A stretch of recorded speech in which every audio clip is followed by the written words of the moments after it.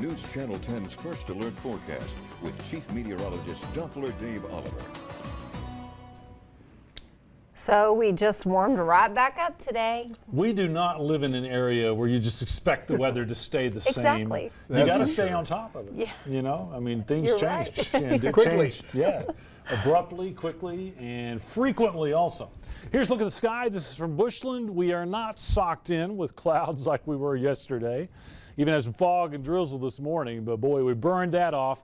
The sun is out, and here's another shot up at text line. We actually have some developing clouds going vertically. Those are thunder showers in the northwest corner of our area. But with all the sunshine out there, man, what a difference.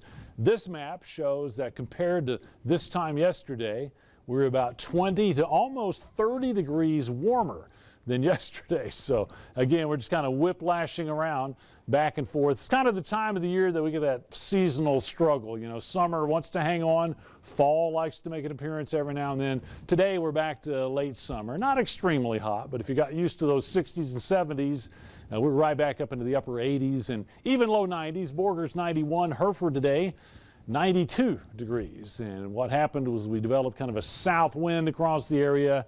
Kind of removed the cloud cover, dried us out just a little bit, but that sunshine is such a key factor this time of year. If you get that sunshine like we have, temperatures are going to respond quickly. Now, also responding to the warmer air is some instability. We have a few of those cloud buildups. This is what we're looking at from text line. Let's take a look at that as we zoom in on Super Doppler. Not too far from Kenton and just back to the west of Boise City. Some moderate thunder showers. They're not severe and they're not holding together that well. Another little guy trying to creep into the southern part of Union County. And we're watching back to the west of Clovis, west of Melrose, way out there around Fort Sumner. There's another isolated storm. It doesn't look like we're going to see much of that in the area overnight. Let's check a model run. It'll track some of those showers and really maybe a little more activity coming out of Colorado very late tonight, but only really up across the extreme northern part of the area. Maybe the northern Texas Panhandle, the Oklahoma Panhandle. Midnight to 5 a.m. there could be some brief non-severe thunder showers. Those will move on out. Here's what we track for tomorrow. We'll start off with a south wind. Watch these arrows flip out of the north and northeast. That's going to be another little frontal boundary coming across the area. Certainly not a blue norther or anything, but that'll be a little wind shift. About the time I think temperatures are making it up into the mid 80s around Amarillo. Watch this. We'll see cooler air coming in late in the day and tomorrow evening. So it'll bring temperatures back down a little bit. Doesn't look like we'll see a lot of rain with that next boundary tomorrow. Maybe some scattered storms in the northwest. But let me bring you to our next weather maker. This is looking pretty promising for some drenching rains. Here's a model going into Friday afternoon and Friday night.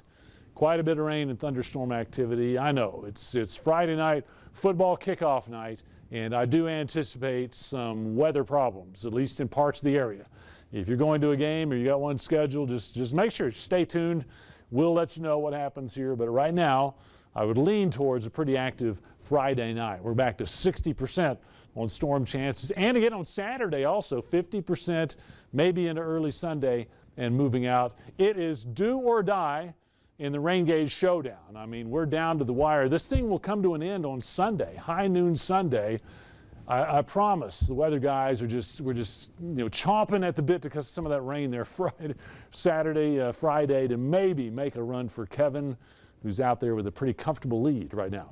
85 tomorrow before that front gets in. Then we're going to back it down about 80 Friday and Saturday. Sunday, behind the rain, we may even stay in the upper 70s. And then as we start September in here, temperatures generally in the 80s. I'll see you at the end of the news. Back to Greg and Lindsay.